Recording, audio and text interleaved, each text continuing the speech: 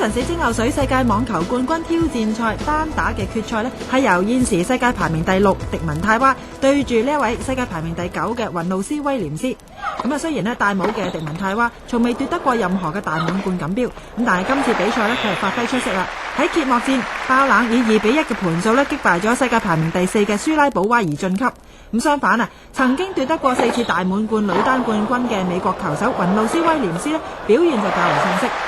咁佢雖然喺分組賽中擊敗咗斯雲拿利娃同埋古斯尼索娃晉級，但係喺決賽之中佢個腿傷對佢造成咗影響。咁加上佢嘅表現係一般，喺賽事中多次出現冇壓力嘅錯誤。咁喺首局雖然俄羅斯嘅迪文泰娃喺發球中未能有所改善，咁曾經出現6次嘅發球雙錯誤。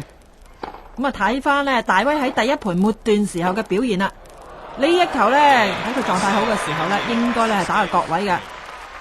咁今次出界，結果喺第一盤迪文泰娃係6-3先勝嘅。咁喺呢個雙錯誤方面迪文泰娃已經係去到有7個啦。咁但係佢兩邊嘅抽擊依然係好凌厲嘅。喺第二盤大威係受到大腿傷患影響啦。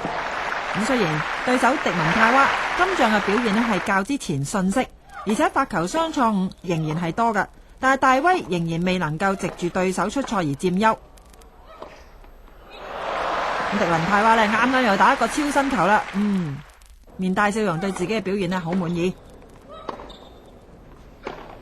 好啦，大威呢一個波打得好靚啊，仍然打翻呢一個位，希望打到迪文泰娃嘅錯腳。